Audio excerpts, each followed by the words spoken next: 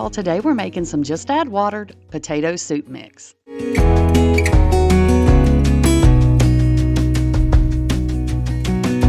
Okay, so we're gonna start with some instant potato flakes. Any kind you want to use will be just fine. I think I got these at the Dollar General. So whichever kind you want to use will work. You know, as long as it's a potato flake, it doesn't make any difference. And you could use the homemade potatoes that we made together if you wanted to in this recipe also. I just didn't have enough for this. So then we're gonna add in 3/4 of a cup of powdered milk. You can use non-fat, you can use whole, whatever kind you have will work just fine. Now, if you've been with me for a while, you know I've made a potato soup mix in a jar before, but I am in love with like the Bear Creek potato soup mix you can get at the store. And so I was trying to adjust my recipe to make it taste a little bit more like that. Now, this isn't a true copycat or anything, but I think I got pretty close. So now we're gonna add in some heavy cream powder. You're gonna add in 1/4 of a cup of that, and that's just gonna make it extra creamy.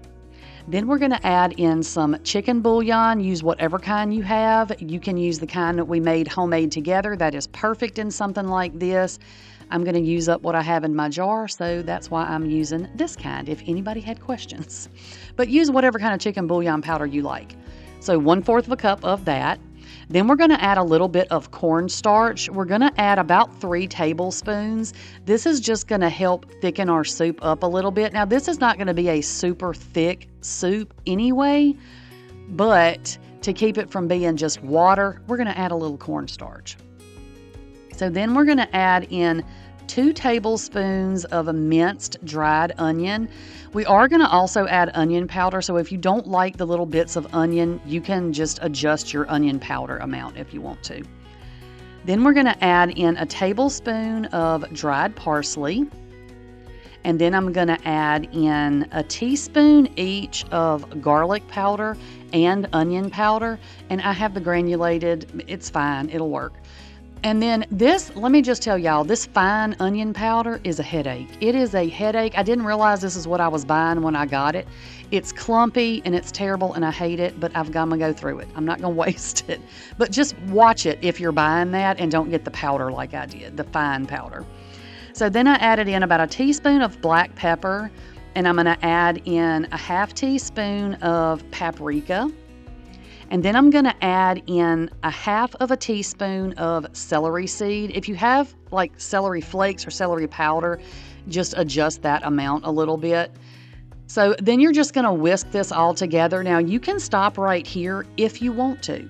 But when I buy the potato soup mix in the bag at the store, I always add like a can of diced potatoes to it because I like the chunks of potatoes. So since we're making this a shelf stable, you know, you can gift it, you can leave it on your shelf, whatever the case is. I'm going to add some dehydrated potatoes to this. Now, you don't have to, but I'm going to. And I'm going to show you real quick how to make these if you don't know how. If you already know how or you don't care, you can skip this little part. So what I'm using is these frozen hash browns. You could also use canned potatoes to do this, like the diced canned potatoes. And you can also use real potatoes if you want to, but you're just going to need to blanch those first.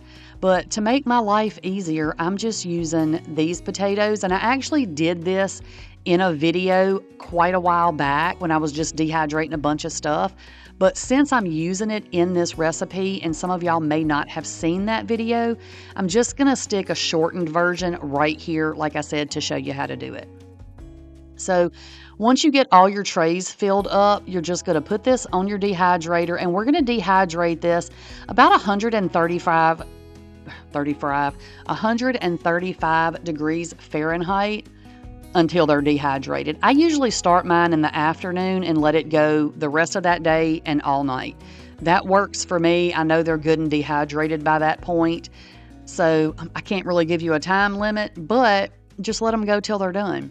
So they're not going to look a whole lot different when they're finished. They'll be a little bit smaller, but basically they're going to look exactly the same. So once I finish dehydrating anything, I dump it out on a parchment-lined cookie sheet to let it cool down completely before I put it in my jar to store it. And the reason I put it on parchment, you're going to see in just a second. But you're just going to do this with all of your little trays of potatoes and then let them cool down, and then we'll, get them put in the jar. Now, I'm going to show you, I flattened them out a little bit just to, make sure that there's nothing underneath that's not going to get cooled down. But this is how you know that they're dry. They pretty much will just crumble in your hand, so you can just kind of squeeze them and make powder out of them like that. So that's completely dry, so we know we're good to go. So once everything is completely cooled down, and my countertops are always cold, so it takes maybe 30 minutes, if it takes that long, because your dehydrator is not super hot. You know what I mean? So I'm going to put these into a quart jar, and this is a 2-pound bag of potatoes. So that will tell you what will fit, into a quart jar. So anyway, this is why I use the parchment paper, y'all, because it's a whole lot easier to get this into a jar if you're not trying to fight a cookie sheet and, all that stuff. So I use parchment paper to make it easier to pick up, and then I can just pour it right into my jar, and then I'm good to go. So if you're dehydrating stuff, just make sure that when you're cooling it, put it on something. Put it on anything. A little silicone sheet, parchment paper, whatever you have will work just fine. And that's it. Now you have a whole jar of potatoes you can stick on your shelf and use them for soups or this potato soup, homemade soup, whatever you want. So now back to our recipe. We are going to add in here about a cup of these dehydrated potatoes, and then I'm just going to mix those in. Now, even if you don't want to add the potatoes to your mix, but you have some on your shelf, you can add a little bit when you cook this. But the reason I put the potatoes into the mix like this is because I know a lot of y'all gift things like this. So this way, if you go ahead and add your little pieces of dehydrated potato in there, whoever you gift this to will already have the complete soup, the complete mix.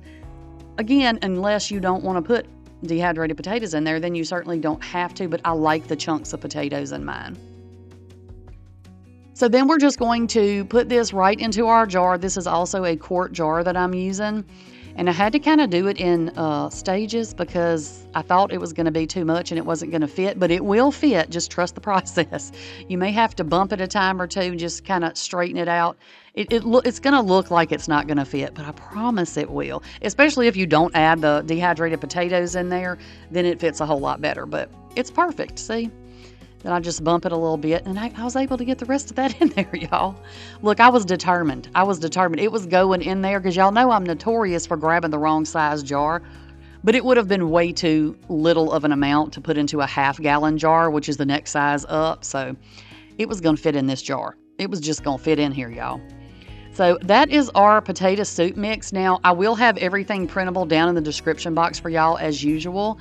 Now, what I'm going to do next is I'm going to make a single serving size of this because a lot of y'all say, well, it's just me. What about a single serving? And I know maybe you're not very good at math. Maybe you just don't want the headache of trying to break it down. So I'm going to show you real quick. If you just want to make a small jar of this for 1 or 2 servings, this is how you do it.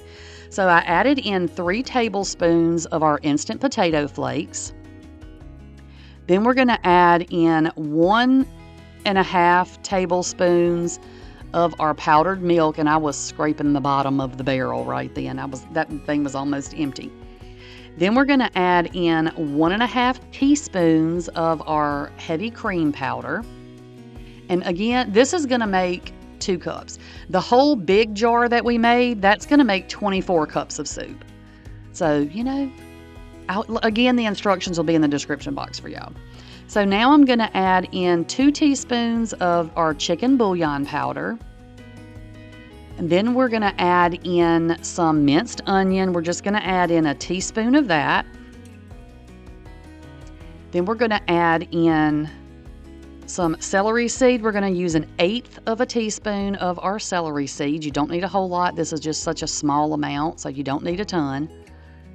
Then we're going to add in our cornstarch. You're just going to do 1/2 teaspoon of cornstarch, and you can use arrowroot for this if you want to, arrowroot powder, if you don't do cornstarch.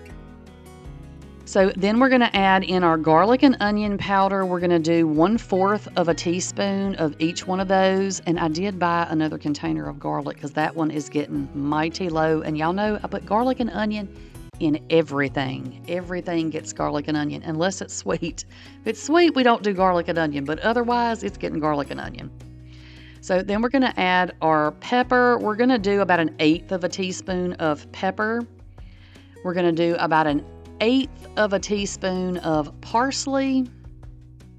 And if you don't have measuring spoons that have 1/8 or whatever, just put a little pinch in there. Just a little pinch will do you. So then we're going to add in about 1/16 of a teaspoon of paprika. And all I did, y'all, was just half, you know, not half it, but you know what I mean. I just went down on the measurements of my big container. But I just thought since I did this, because I wanted some soup myself this day, that I would show y'all. And that way, like I said, if somebody doesn't want to have to fool with the headache of trying to do math to figure out the servings and all that, it'll be right here for you. I will have this on the printable recipe as well. And then we're going to add in about 2 tablespoons of our dehydrated potatoes.